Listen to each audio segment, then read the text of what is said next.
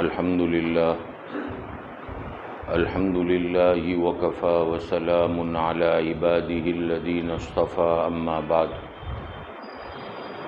أعوذ بالله من الشيطان الرجيم بسم الله الرحمن الرحيم من جاء بالحسنة فله عشر أمثالها ومن جاء بالسيئة فلا يجزى إلا مثلها وهم لا يظلمون صدق اللہ العظیم۔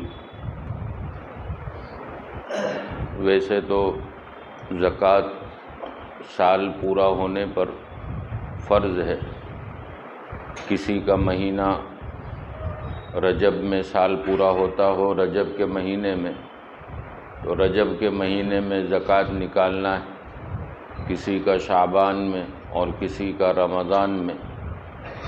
لیکن ہمارے یہاں جو تسلسل چل رہا ہے کہ رمضان میں زکوٰۃ نکالی جاتی ہے، اس نیکی کو مد نظر رکھتے ہوئے کہ ایک نیکی کا کئی گنا ثواب رمضان میں بڑھا دیا جاتا ہے، تو چونکہ اکثر رمضان میں نکالتے ہیں تو ان کا سال بھی رمضان میں ہی پورا ہوتا ہے۔ قرآن کریم کی اس آیت میں حق تبارک و تعالیٰ نے فرمایا جو ایک نیکی لے کر آئے گا اس کو اس کا 10 گنا اجر دیا جائے گا، اور جو ایک برائی لے کر آئے گا تو اس کو اسی کے برابر بدلہ دیا جائے گا، ظلم اور زیادتی اس پر نہیں کی جائے گی۔ اس آیت سے یہ پتہ چلا کہ نیکیوں کا کرنا آسان ہے، لیکن نیکی کو بچانا بڑا مشکل ہے۔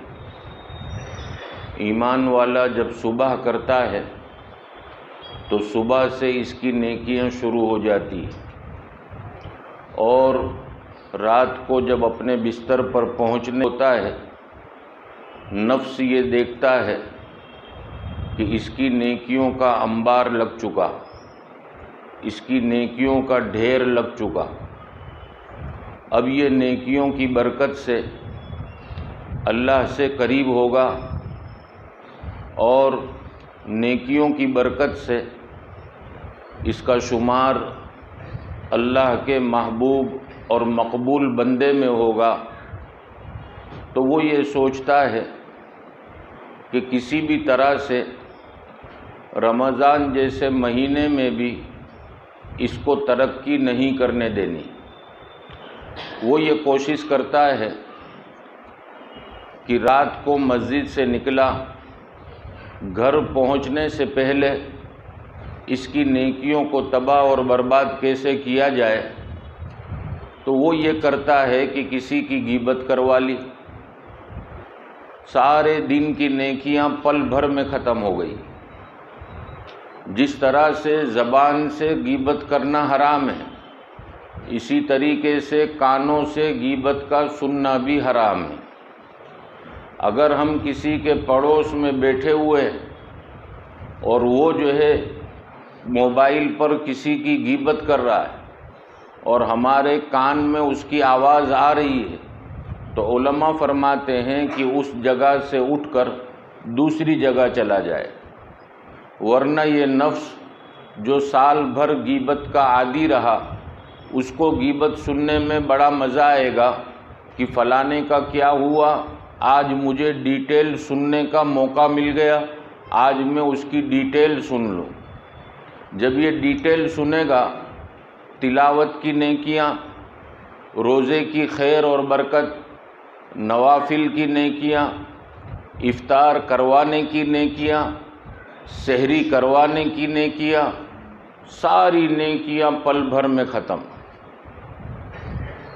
تو پتہ چلا نیکیوں کا کرنا آسان ہے، نیکیوں کو بچا کر لے جانا بڑا مشکل۔ اسی لیے اکثر و بیشتر نفس یہ کوشش کرتا ہے کہ کسی طرح سے اس کی نیکی کو ضائع کر دیا جائے۔ رات کو تہجد جیسی نماز ہے، صلاۃ التسبیح جیسی جو ہے نفل نماز ہے، جب بندہ اس کی نیت باندھتا ہے تو یہ کوشش کرتا ہے کہ میری یہ صلاۃ التسبیح میں بچا کر لے جاؤں۔ نماز کے ختم پر نفس پوری طاقت لگاتا ہے اور اس کے منہ سے بلوانے کی کوشش کرتا ہے کہ یہ کسی کے آگے اپنی صلاۃ التسبیح کا چرچا کر دے، دکھلاوا کر دے اور اس کی نیکی ختم ہو جائے۔ تو ہم دیکھتے ہیں کہ نفس جو ہے پوری طاقت لگاتا ہے۔ گھر والے بھر نیند میں سو رہے ہیں، ہم نے بھی اندھیرے میں اتنی روشنی ہے جس سے ہمارا کام چل سکتا ہے، اس میں نماز کی نیت باندھ لی کہ آج خالص اللہ کے لیے مجھے صلاۃ التسبیح پڑھنی ہے، میرا رب مجھے دیکھے کوئی نہ دیکھے۔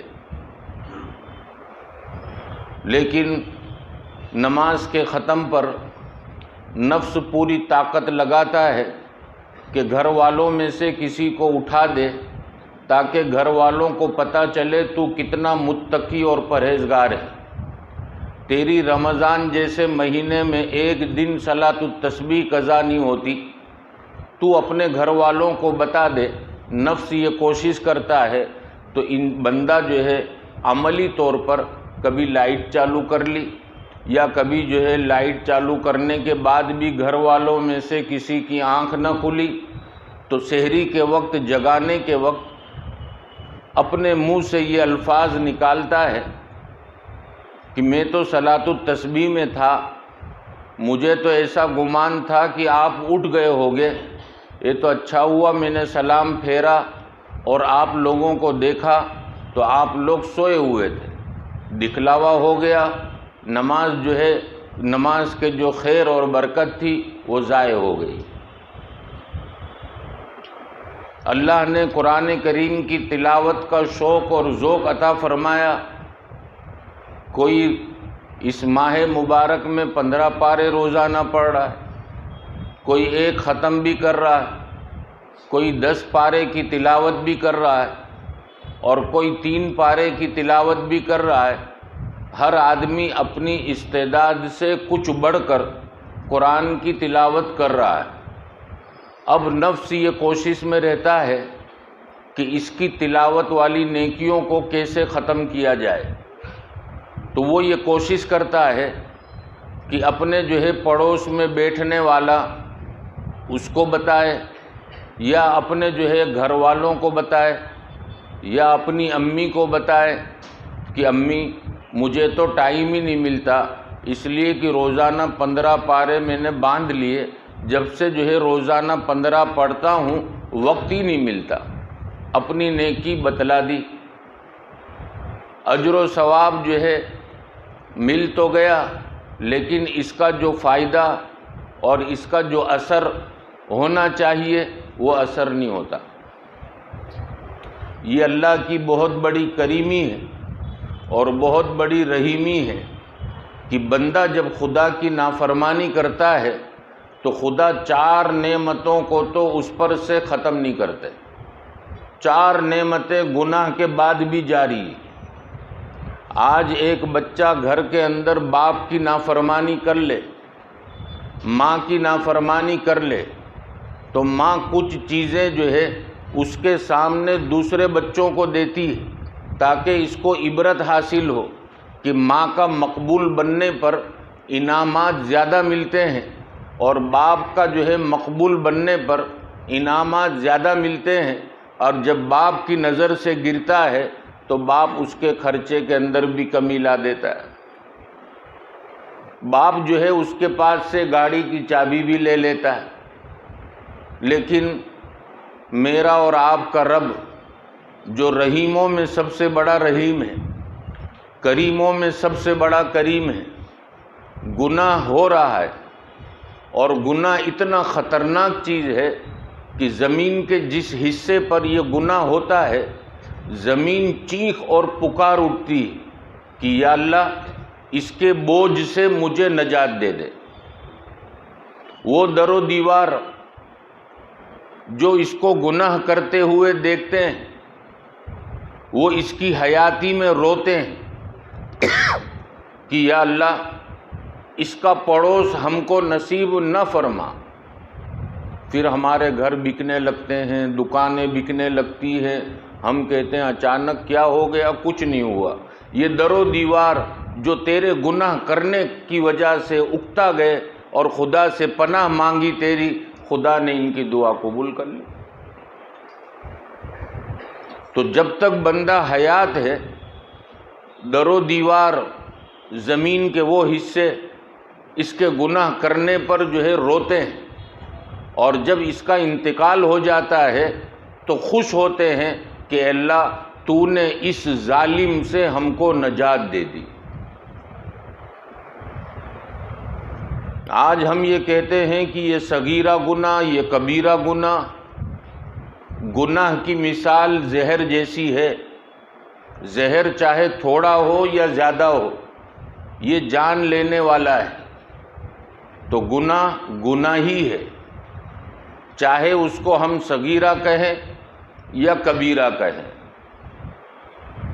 تو بندہ جب گناہ کرتا ہے، اللہ اپنی 4 نعمتوں سے اس کو محروم نہیں کرتے. ایک تو جب بندہ گناہ کرتا ہے، اللہ فوراً اس کی روزی کا دروازہ بند نہیں کرتے،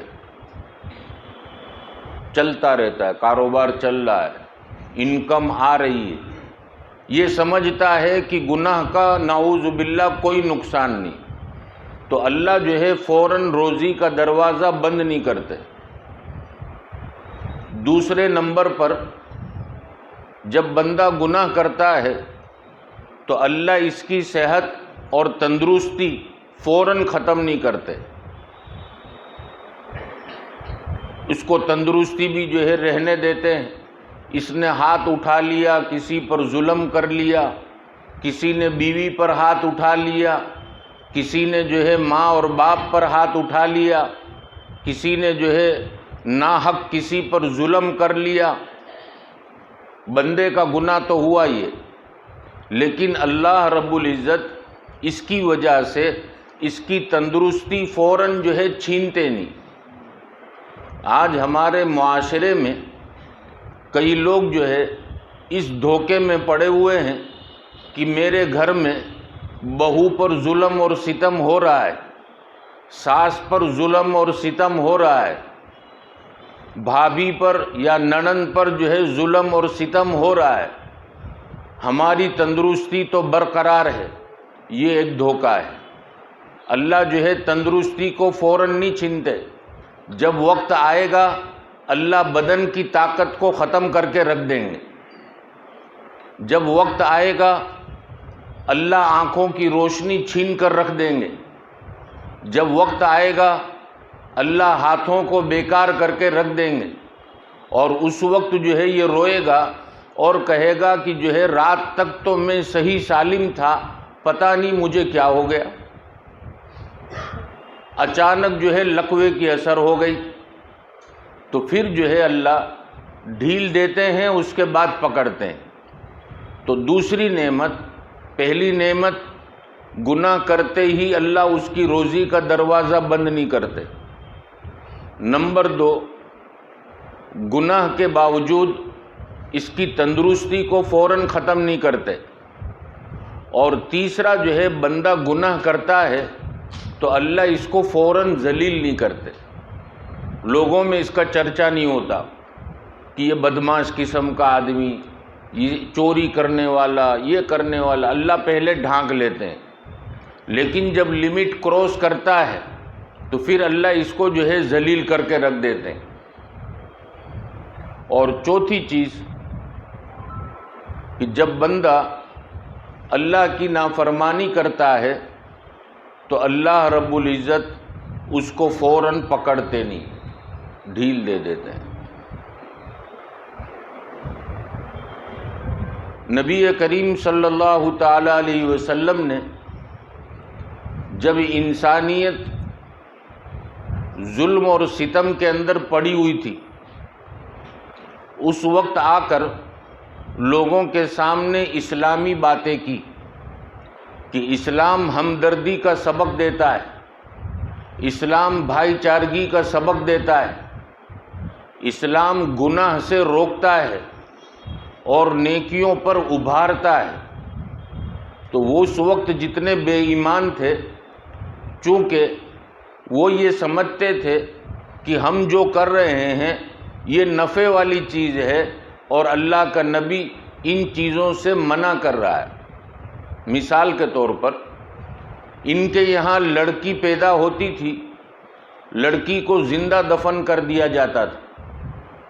کیوں؟ تاکہ جو ہے کل اٹھ کر ہمارا کوئی داماد نہ بنے، ہماری بیٹی کے پیچھے کوئی لڑکا نہ پڑ جائے اور ہمارا خاندان بدنام نہ ہو جائے۔ اس وجہ سے یہ لڑکیوں کو زندہ دفن کر دیتے تھے۔ نبی کریم صلی اللہ تعالی علیہ وسلم نے آ کر وہی سنائی کہ ان لڑکیوں کا گناہ کیا ہے۔ کل قیامت کے دن یہ لڑکیاں کہے گی کہ ہم بے قصور، ہم کو زندہ دفن کیا گیا، اور باپ کو اور ماں کو اس کا جواب دینا پڑے گا۔ ناحق خون کا ان کے ذمے جو ہے قرض رہے گا کہ تم نے ناحق خون بہایا۔ تو نبی کریم صلی اللہ علیہ وسلم نے جب لڑکیوں کو زندہ دفن کرنے سے منع کیا تو یہ بے ایمان یہ سمجھنے لگے کہ لڑکیاں تو باپ پر بوجھ ہوتی، لڑکیاں باپ پر بوجھ ہوتی۔ تو نبی کریم صلی اللہ علیہ وسلم نے فرمایا بوجھ نہیں بلکہ بیٹی رحمت ہے۔ جیسے ہی پیدا ہوئی ماں باپ کے اعمال نامے میں نیکیاں لکھنی شروع ہو جاتی، یہ بوجھ نہیں۔ اور دوسری چیز، یہ بیٹیاں تمہاری تقدیر میں سے نہیں کھاتی، یہ اپنی تقدیر کا کھاتی۔ اس لیے حضرت شیخ زکریا علیہ الرحمہ نے فضائل صدقات کے اندر وہ لڑکیاں جو طلاق شدہ ہیں یا بیوہ ہو گئی اور طلاق کے بعد یا بیوہ ہونے کے بعد اگر وہ اپنے باپ کے گھر واپس آئی تو اس باپ کے لیے یہ فضیلت بیان کی کہ ایک ایک لقمے پر تجھے صدقے کا ثواب ملے گا۔ تو بچیاں یہ رحمت ہے۔ تو بے ایمانوں کے دماغ میں نہیں آیا کہ ظاہری ہماری آنکھ تو یہ دیکھ رہی ہے کہ یہ نقصان ہے، یہ بوجھ ہے، اور پیارے آقا نہ کہہ رہے ہیں کہ نہیں۔ اس لیے انہوں نے نبی کریم صلی اللہ علیہ وسلم کو یہ جملہ استعمال کیا حضور کے لیے کہ انک لمجنون، کہ پیارے نبی صلی اللہ علیہ وسلم نعوذ باللہ پاگل ہیں۔ کیوں پاگل کہا؟ کہ جس میں ہم کو نفع نظر آ رہا ہے اس میں کہہ رہے ہیں نقصان، اور جس میں ہم کو نقصان نظر آ رہا ہے اس میں پیارے نبی کہہ رہے ہیں فائدہ۔ جیسے سودی کاروبار یہ لوگ کرتے تھے، پیارے آقا نے فرمایا حرام، اس میں نقصان، سود مال کو گھٹاتا ہے، صدقہ مال کو بڑھاتا ہے، اور جو سودی کاروبار کرتا ہے وہ اللہ اور اس کے رسول کے ساتھ جنگ کا اعلان کرتا ہے۔ تو یہ بے ایمان کہتے تھے ہم جس میں کہتے ہیں فائدہ تو اس میں کہتے ہیں نقصان۔ اس لیے انہوں نے نبی کریم صلی اللہ علیہ وسلم کو مجنون کہا، اور دوسرا لفظ انہوں نے پیارے آقا کے لیے استعمال کیا انک لساحر، کہ یہ جادوگر ہے نعوذ باللہ۔ یہ کس وقت انہوں نے کہا؟ جب نبی کریم صلی اللہ علیہ وسلم کے طریقے پر چلنے والوں کو انہوں نے دیکھا کہ بڑی آرام کی زندگی گزار رہے ہیں اور یہ لوگ جو ہے وہ چیز کرنے سے عاجز ہیں، کر نہیں سکتے، اس لیے کیا کہہ دیا؟ جادوگر ہے نعوذ باللہ۔ تو پیارے آقا صلی اللہ علیہ وسلم نے دنیا میں آنے کے بعد دنیا میں تشریف لائے اور جو ہے وحی کے ذریعے سے انسانیت کو ہدایت کا پیغام پہنچایا کہ تمہاری عقلیں جو سوچتی ہے کہ اس میں نفع، وہ حقیقت میں نفع نہیں، ظاہری نفع ہے۔ اندرونی اعتبار سے نقصان ہے، اور جو شریعت تم کو بتلاتی ہے تمہاری ظاہری نگاہ یہ دیکھتی ہے کہ اس میں نقصان ہے، یہ در حقیقت ظاہر میں نقصان ہے، اندر میں نفع ہی نفع ہے۔ تو حق تبارک و تعالی نے اس وقت کے جتنے بے ایمان تھے ان کو مسلمانوں پر اعتراض تو تھا، لیکن اندرونی اعتبار سے یہ جانتے تھے کہ مسلم معاشرہ، مسلمانوں کا رہن سہن، یہ جو ہے ہمارے لیے اور ہماری اولاد کے لیے بہت بڑی حفاظت کا ذریعہ ہے۔ جب یہ لوگ سفر میں نکلتے تو اپنی جوان بچیوں کو مسلمانوں کے گھر چھوڑ کر چلے جاتے، بے فکر ہو کر کہ مسلمان ہے، یہ پیارے آقا کا جو ہے فرما بردار ہے، یہ کبھی بھی ہماری جوان بیٹی کو نگاہ اٹھا کر نہیں دیکھے گا، کبھی بھی ہماری جوان بچی کے ساتھ چھیڑ چھاڑ نہیں کرے گا، اس کا نوجوان بیٹا کبھی ہماری بیٹی کو گھور کر نہیں دیکھے گا، اس لیے کہ یہ پیارے آقا کے غلام ہیں۔ ایک جو ہے عیسائی جب سفر میں جانے لگا تو اپنی بیٹی کو کہاں رکھے سوچ رہا تھا کہ رشتہ داروں میں تو رکھنے جیسا نہیں، ان کی نظریں ٹھیک نہیں، ان کا گھریلو رہن سہن ٹھیک نہیں، اگر میری بیٹی کی عزت پر ہاتھ ڈال دیا تو میری بیٹی کی عزت داغدار ہوگی اور میرا خاندان بدنام ہوگا۔ اخیر میں پڑوس میں ایک صحابی رضی اللہ تعالیٰ عنہ رہتے تھے، وہاں اپنی بیٹی کو چھوڑا اور سفر میں چلا گیا۔ یہ صحابی رضی اللہ تعالیٰ عنہ جب مسجد نبوی سے گھر پہنچے، گھر والوں نے کہا باہر ٹھہرو۔ کہا کیا ہوا؟ کہ پڑوس والی لڑکی، پڑوس والا جو ہمارا پڑوسی ہے وہ اپنی جوان بیٹی کو سفر میں جانے کی وجہ سے ہمارے گھر میں رکھ کر گیا ہے۔ تو وہ صحابی کہنے لگے میرا بستر دے دو، میں مسجد میں آرام کروں گا، جب ان کا باپ آ جائے اس وقت مجھے اطلاع دینا، تب میں آؤں گا۔ وہ عیسائی لڑکی صحابی کے گھر میں رہ رہی ہے، اندازہ لگاؤ کہ ان کے گھر کا رہن سہن کتنا تبدیل ہو چکا تھا، اسلامی مزاج کتنا بن چکا تھا کہ اسلامی طریقے پر وہ صحابیہ اور ان کے بیٹیاں اس کے ساتھ رہتی تھی۔ اندر ہی اندر اس نے سوچا کہ اتنا صاف ستھرا اور اتنا پاک صاف معاشرہ یہ تو آج تک میری آنکھوں نے دیکھا نہیں۔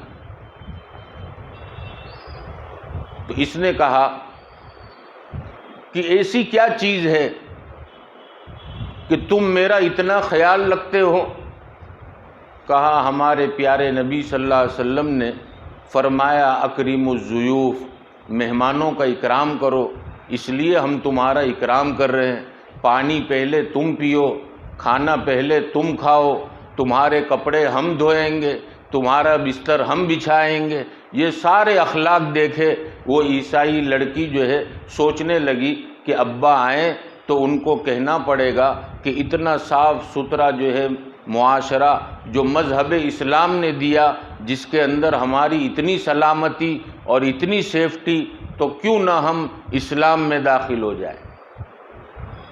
لڑکی سے جو ہے برداشت نہیں ہوا کہ نہ معلوم باپ کے آنے سے پہلے اگر میرا انتقال ہو گیا، کل قیامت کے دن خدا کو کیا منہ بتاؤں گی۔ بے ایمان ہے، کتنے دنوں میں اللہ کا ڈر اس کے دل میں آ گیا۔ آج ہمارے گھر میں کام کرنے والی کام والی، وہ ہمارے گھر میں رہ کر آج تک سیکھی نہیں کہ اسلامی معاشرہ کیا ہے۔ ہماری زبان وہی گالی گلوچ بول رہی ہے تو یہ سوچتی ہے کہ یہ دینداری کا لیبل لگانا چاہیے، باقی جس طرح سے رہنا چاہے رہ سکتے ہیں۔ آج ہمارے گھر میں کام کرنے کے لیے کام والیاں کتنی پردے کی پابند بنی، کتنی نمازوں کی پابند بنی، کتنوں نے جو ہے سچی اور پکی توبہ کی۔ میں اور ہم سب جو ہے خود اندازہ لگائیں، اس سے جو ہے اندازہ ہوگا کہ میرے گھر میں ابھی اسلامی کلچر آیا نہیں، پورا کا پورا اسلام میرے گھر میں داخل ہوا نہیں، جس کو قرآن کہتا ہے یا ایھا الذین آمنوا ادخلوا فی السلم کافہ، اے ایمان والو اسلام میں پورے کے پورے داخل ہو جاؤ۔ یہ جو ہے عیسائی لڑکی، لیکن اللہ کا ڈر پیدا ہو گیا اور کہنے لگی کہ مجھے کلمہ پڑھا دو۔ کلمہ پڑھ لیا، اتنے میں جو ہے باپ کے آنے کی خبر سنی۔ باپ نے جو ہے دروازے کے باہر سے آواز دی کہ میں فلانا، میری بیٹی کو بھیج دو، میں آ گیا ہوں۔ بیٹی جو ہے اندر سے گھر سے باہر نکلی، باپ نے جو ہے فوراً، جوان بیٹی، باپ نے فوراً کارگزاری سنی کہ یہ گھر والے کہاں سوتے تھے، ان کے مرد کہاں سوتے تھے جب تو یہاں آئی؟ کہا جس دن سے میں داخل ہوئی ہوں اس دن سے ان کے گھر والے اپنا بستر لے کر مسجد میں چلے گئے، آج تک وہ گھر میں نہیں آئے۔